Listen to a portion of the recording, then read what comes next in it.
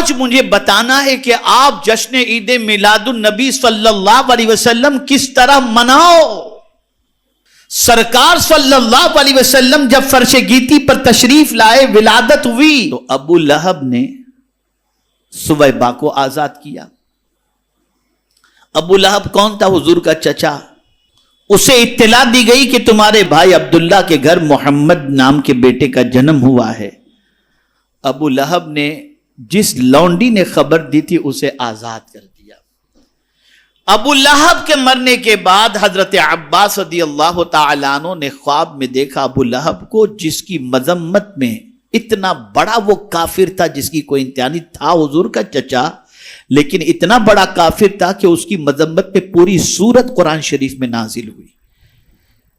لیکن ابو لہب کے بھائی حضرت عباس رضی اللہ تعالیٰ عنہ نے جب خواب میں دیکھا تو ابو لہب کو برے حال میں دیکھا، پوچھا کیا حال ہے؟ کہا تم لوگوں سے بکھر کر، جدا ہو کر کوئی اچھی حالت میں نہیں، البتہ مجھے پیر کے دن عذاب کے اندر راحت دی جاتی ہے، اس لیے کہ محمد کی خوشی میں نے سویبہ کو آزاد کر دیا۔ ولادت کی ولادت کا پہلا فائدہ حضرت سویبہ کو نصیب ہوا کہ اسے ابو لہب کی غلامی سے آزادی نصیب ہوئی۔ یہاں سے یہ بات سمجھ میں آئی کہ ہم بھی حضور صلی اللہ علیہ وسلم کی میلاد پاک اس طریقے سے منائیں کہ مسلمانوں کے اندر جو قرض میں ڈوبے ہوئے ہیں، ان میں سے جتنوں کا قرض ہم ادا کر کے ان کو آزاد کر سکتے ہیں وہ آزاد کرائیں۔ حضور خوش ہوں گے۔ اگر حضور کے کسی امتی کی تکلیف ہم نے دور کر دی، میں یقین کے ساتھ کہتا ہوں مصطفیٰ جان رحمت ہماری تکلیفوں کو دور فرما دیں گے اور وہ خوش ہوں گے۔ تو پہلا کام تلاش کرو کون قرض کے بوجھ تلے دبا ہوا ہے، اپنی اپنی بساط کے مطابق کرو کوشش۔ خاص طور پر سرمایہ داروں سے گزارش کروں گا کہ اس طرح سے حضور صلی اللہ علیہ وسلم کا بھی میلاد مناؤ کہ جو قرض کے بوجھ تلے دبے ہیں انہیں قرض سے چھٹکارا دلاؤ، جو بے روزگار ہیں ان کے لیے اسباب رزق مہیا کرو، جو بغیر مکانات کے ہیں ان کے لیے مکان بنا کر کے دو،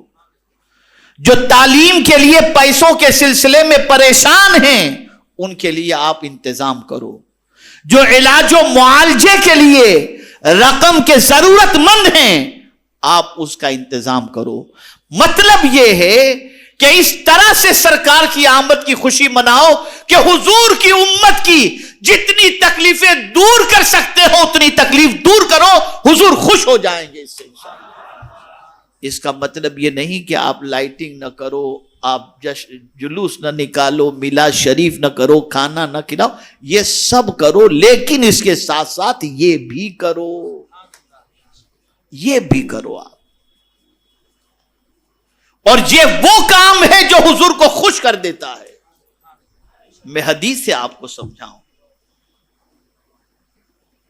کہ حضور صلی اللہ علیہ وسلم کی امت کا بھلا چاہنے سے حضور کتنے خوش ہوتے ہیں۔ حضرت جبریل امین علیہ الصلاۃ والتسلیم شب معراج سدرۃ المنتہا پر رک گئے۔ یہ ان کا آخری ڈیسٹینیشن، فائنل ڈیسٹینیشن، وہاں سے آگے نہ کبھی گئے ہیں نہ کبھی جا سکتے ہیں۔ سرکار نے فرمایا حل لک حاجت یا جبریل، اے جبریل کوئی نہیں تیری کوئی تمنا ہے تو بیان کر۔ میں آپ سے ایک سوال پوچھتا ہوں،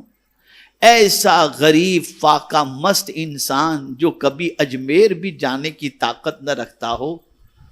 اور اس سے اگر کوئی ایسا کہہ دے کہ تمہیں کہیں جانا ہو تو کوئی تمنا ہو تو بیان کرو، وہ ڈر ڈر کے سوچ سوچ کے پھر کہہ دے گا مجھے مدینہ جانا ہے نا، مدینہ جانا۔ تو جو جہاں نہیں گیا وہاں جانے کی آرزو بیان کرے گا۔ اب حضور صلی اللہ علیہ وسلم لامکاں کی سیر کو جا رہے ہیں، جبریل نے سب کچھ دیکھ لیا لیکن لامکاں کی سیر نہیں کی۔ اب حضور پوچھتے ہیں جبریل کوئی تمنا ہو تو بیان کرو، کہہ سکتے تھے کہ حضور مجھے اپنے ساتھ لے چلیے،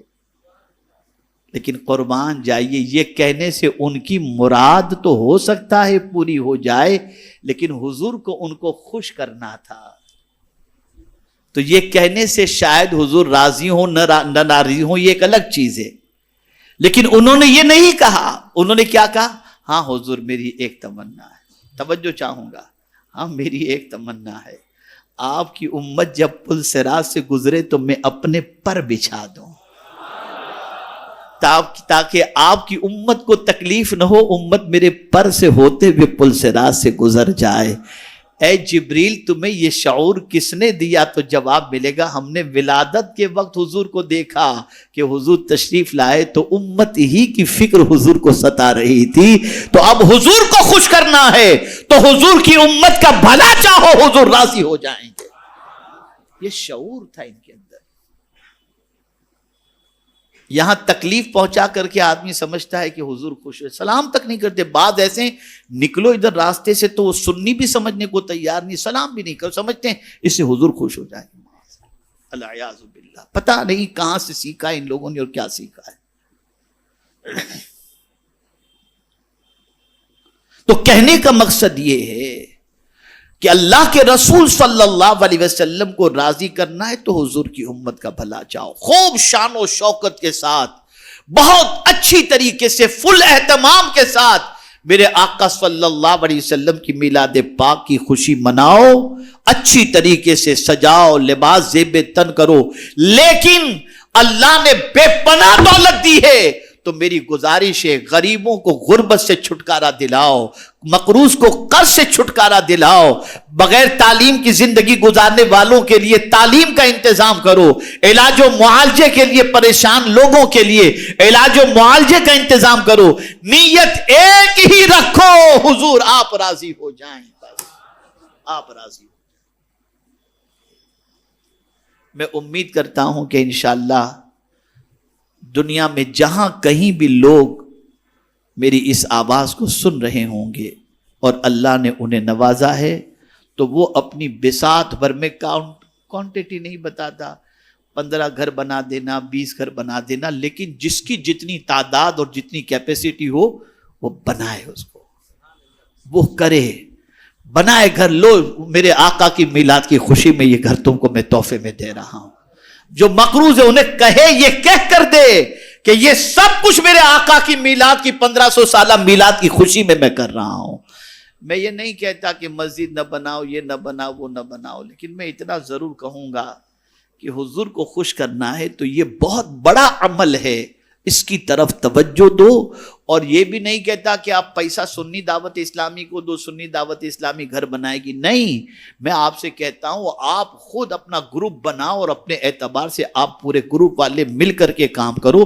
اگر مدد کی ضرورت یا رہنمائی کی ضرورت پڑی تو ہم آپ کے لیے حاضر ہیں، لیکن ہم یہ نہیں کہتے کہ آپ ہم کو پیسہ دو ہم کریں گے، آپ کرانا چاہیں الگ چیز ہے، لیکن میری گزارش یہ ہے کہ آپ خود اپنے ہاتھوں سے یہ کام انجام دینے کی کوشش کرو۔ اگر رکاوٹ ہو تو ہم حاضر ہیں، انشاءاللہ آپ دیکھیں گے کہ جب بے گھر انسان کے ہاتھ میں جب گھر کی چابی دیں گے نا،